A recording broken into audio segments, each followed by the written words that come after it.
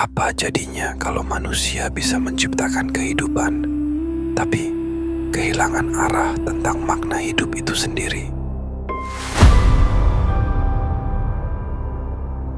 Film Frankenstein 2025 karya Guillermo del Toro bukan cuma sekadar remake dari kisah klasik Mary Shelley. Ini adalah reinterpretasi yang jauh lebih emosional, lebih gelap, dan jauh lebih manusiawi. Del Toro tidak hanya membangun kisah horor, tapi juga tragedi filosofis tentang manusia yang ingin seperti Tuhan. Dalam film ini, Victor Frankenstein mengalami masa kelam tentang kematian ibunya saat kecil, yang akhirnya membuatnya merenung tentang kematian, dan juga tekanan besar dari seorang ayah, yaitu dokter bedah terkemuka yang ambisinya ingin mewarisi keahliannya agar Victor tidak merusak citranya. Terjadilah lahir seorang ilmuwan yang sangat terobsesi dalam menaklukkan kematian. Ia adalah simbol manusia modern yang percaya bahwa akal dan teknologi bisa menundukkan segala batas, termasuk kematian. Namun di balik ambisinya, tersimpan kebodohan yang tak terelakkan, kesombongan untuk melampaui kodrat. Disinilah kita bisa melihat bayangan kuat dari pemikiran Friedrich Nietzsche, filsuf Jerman yang pernah berkata, "Tuhan telah mati dan manusialah yang membunuhnya." Kalimat itu bukan berarti Tuhan benar-benar tiada, tapi menggambarkan kondisi manusia yang sudah tidak lagi tunduk pada moral dan batas ilahi. Manusia kini menciptakan nilai-nilainya sendiri, menjadi pusat bagi dunianya sendiri. Victor adalah representasi nyata dari manusia. Gagasan Nietzsche tentang ia menolak batas, ia menolak kematian, dan dengan ilmunya, ia menciptakan kehidupan baru. Namun yang ia lahirkan bukan keajaiban, melainkan penderitaan. Ketika makhluk itu membuka matanya untuk pertama kali, keberhasilan membuat dia bahagia sekali. Tetapi seiring waktu ternyata tidak sesuai ekspektasi. Akhirnya Victor tidak melihat keindahan penciptaan. Ia melihat kehancuran jiwanya sendiri.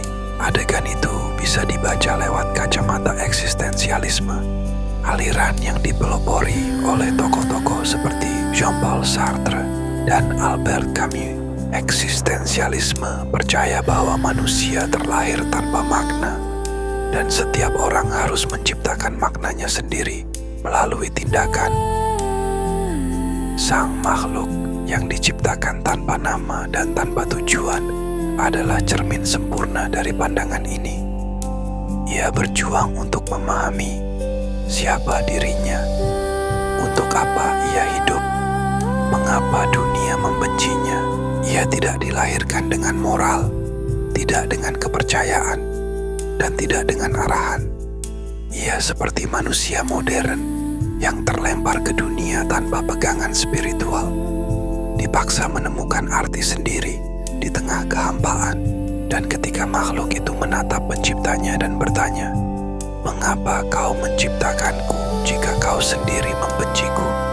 Kalimat itu menembus inti filsafat eksistensial. Di situ kita melihat absurditas ala kamu. Manusia berusaha mencari makna dari sesuatu yang tidak memberinya makna. Sama seperti Sisyphus yang terus mendorong batu ke puncak gunung hanya untuk melihatnya jatuh lagi. Makhluk Frankenstein terus mencari jawaban yang tak pernah datang. Namun, film ini juga berbicara lewat jalur lain. Humanisme klasik Mary Shelley, penulis aslinya, hidup di masa di mana sains mulai menggeser peran agama. Frankenstein menjadi kritik terhadap manusia yang menolak batas moral. Del Toro meneruskan semangat itu dengan caranya sendiri, lewat visual yang menggabungkan keindahan dan kehancuran. Dalam pandangan humanisme, manusia dianggap makhluk rasional yang bertanggung jawab atas tindakannya. Tapi Victor justru lari dari tanggung jawab. Ia menolak ciptaannya, menolak konsekuensi, dan pada akhirnya kehilangan segalanya. Film ini seolah ingin menegaskan kembali ajaran Immanuel Kant tentang moralitas, bahwa manusia tidak boleh memperlakukan makhluk lain hanya sebagai alat, tapi harus dipandang sebagai tujuan. Victor melanggar prinsip itu. Ia mencipta makhluk bukan demi kebaikan, tapi demi egonya sendiri.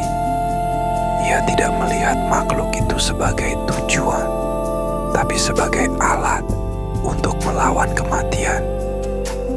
Akibatnya, ciptaannya tumbuh tanpa nilai moral, tanpa arah, tanpa cinta. Dalam hal ini, Frankenstein adalah tragedi Kantian.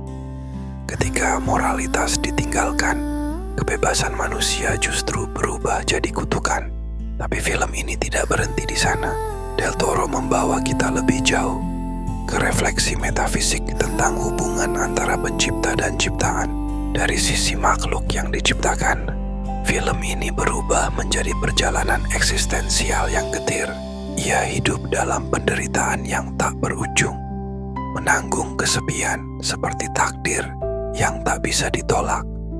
Setiap langkahnya adalah pelajaran tentang arti menjadi ada, tentang bagaimana menghadapi dunia yang menolak keberadaannya, yang akhirnya dia harus menerima keadaan pahit tersebut dengan damai.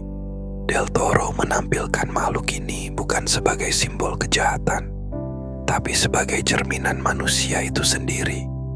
Makhluk yang lahir dari kehampaan, mencari makna di tengah kegelapan, dan perlahan belajar menerima luka yang tidak bisa disembuhkan. Hingga akhirnya kita bertanya, siapa sebenarnya monster di sini? Apakah Victor Frankenstein atau makhluk ciptaannya yang akhirnya menjadi kontradiksi bagi kita yang menyaksikannya? Di akhir film, saat makhluk itu mengincar Victor di dalam sebuah perahu dengan keadaan tengah badai salju, ia tidak membalas dendam. Ia justru menunjukkan empati untuk memaafkannya, sesuatu yang bahkan penciptanya tak mampu miliki.